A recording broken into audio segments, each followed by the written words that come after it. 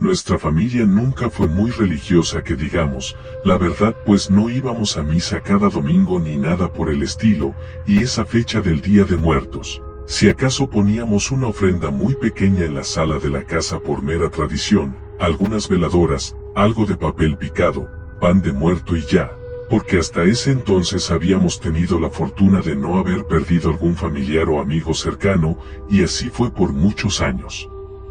Pero todo esto cambió de repente cuando falleció mi abuelito Rafael, el papá de mi mamá.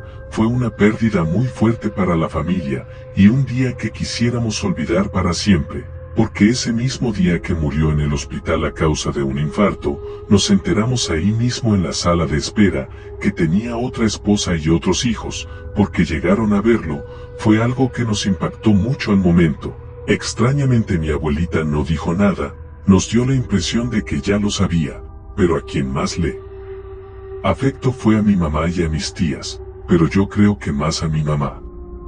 Ella era la hija mayor, mi abuelito era su adoración y se desvivía por él, pero ahí no paró el asunto. Estábamos tratando de asimilar su pérdida y que nos había engañado por tanto tiempo, cuando la otra familia le solicitó al hospital el cuerpo de mi abuelito para llevárselo y velarlo. Fue algo muy feo, porque aunque yo era muy pequeña, tendría unos 8 o 9 años. Recuerdo muy bien cómo veía sufrir y llorar mucho a mi mamá, y a pesar de que al final no procedió su petición y se logró velarlo en casa de mi abuelita y enterrarlo junto a sus papás en su pueblo natal, el proceso legal continuó ahora por la herencia de unos terrenos que tenía mi abuelito aquí en el pueblo, y eso solo hizo crecer la tristeza, el enojo y el rencor que le guardaron mis tías y mi mamá, y que nos alejó mucho tiempo de irlo a visitarlo al panteón.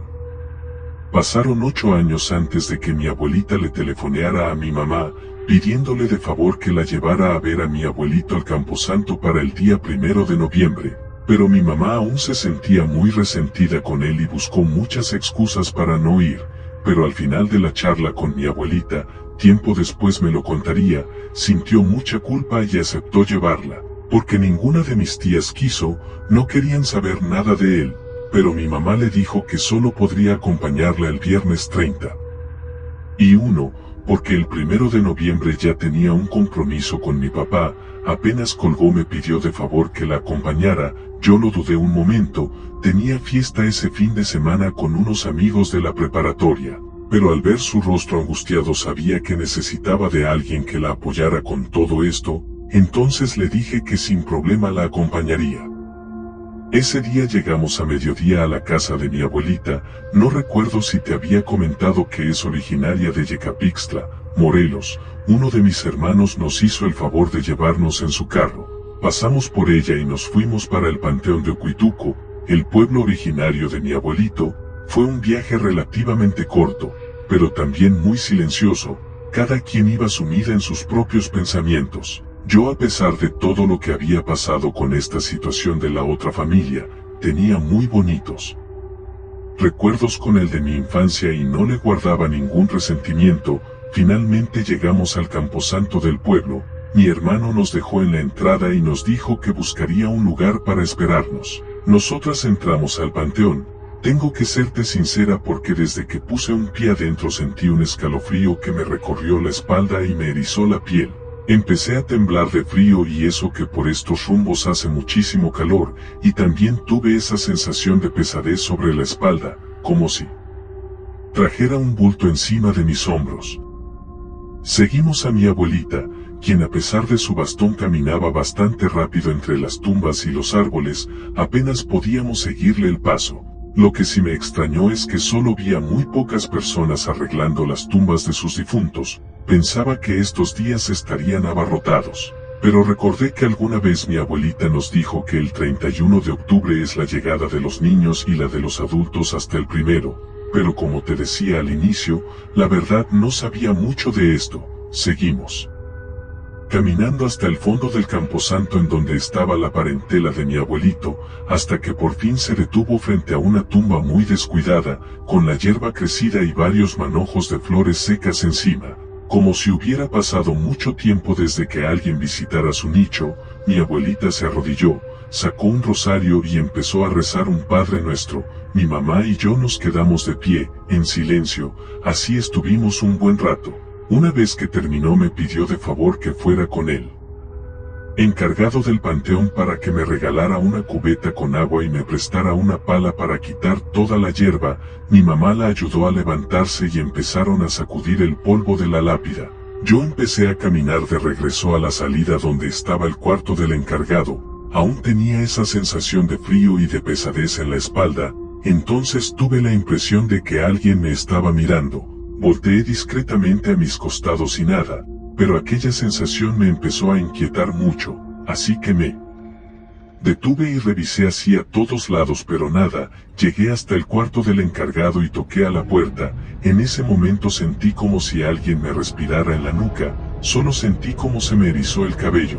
Me volteé muy despacio, y fue entonces que lo vi a unos metros frente de mí, escondido detrás de unas lápidas. Era un niño como de 8 años, tenía el rostro muy pálido y ojeroso, me miraba fijamente, vestía un traje blanco. Lo que más me llamó la atención es que estaba impecable, parecía que ni parpadeaba. Su mirada era muy penetrante y eso me hizo sentir algo inquieta. Sin embargo, había en él algo que me era bastante familiar, su rostro, sus ojos, y su cabello. Traté de recordar en dónde lo había visto, pero por más que lo intentaba no podía, hasta que de pronto se me vino a la mente una fotografía que había encontrado en la cartera de mi abuelito mientras jugaba con ella cuando era niña. Sin duda era el mismo niño, pero eso era imposible, porque eso sucedió hace más de 10 años. Lo siguiente que pasó no sé cómo explicártelo, pareciera que ese niño estuviera escuchando mis pensamientos, porque en ese mismo instante se le formó una sonrisa burlona en su rostro. Me empecé a marear y se me nubló la vista, sentí que mi cuerpo se desguanzaba. En verdad pensé que me desmayaría ahí. En ese momento escuché que detrás de mí abrían la puerta seguido de un buenas tardes. Salté del susto, me giré tan rápido que estuve a punto de caerme hacia atrás. El encargado del panteón alcanzó a sostenerme por el hombro. Se me quedó mirando un poco asustado y me preguntó que si estaba bien. Apresurada le dije que me había mareado por el calor. Respiré hondo y un poco más repuesta le pedí la cubeta y la pala. Todavía se esperó un momento más, después dio media vuelta y se metió al cuarto por las cosas. Me giré muy lentamente buscando al niño entre las lápidas donde lo había visto, pero ya no estaba. Mi corazón seguía latiendo muy rápido, y a pesar de que sabía que era absurdo que fuera el mismo niño que el de la foto, una parte de mí me decía que eso podía ser posible, porque durante la penosa situación legal por la herencia de mi abuelito, nos enteramos que su primogénito que tuvo con su otra esposa, había muerto siendo apenas un niño, una pérdida de la cual nunca pudo recuperarse, según nos contó el abogado que llevaba nuestro caso. En ese momento salió el vigilante con la cubeta y la pala, le di las gracias y me regresé hacia donde estaba mi abuelita y mi mamá. Ya estaba oscureciendo y empezaba a correr un viento raro y frío. Volví a sentir que alguien me estaba mirando, pero ya no volteé ni me detuve. Sabía muy bien que era ese niño, que precisamente había elegido este día para visitar a su papá, mi abuelo.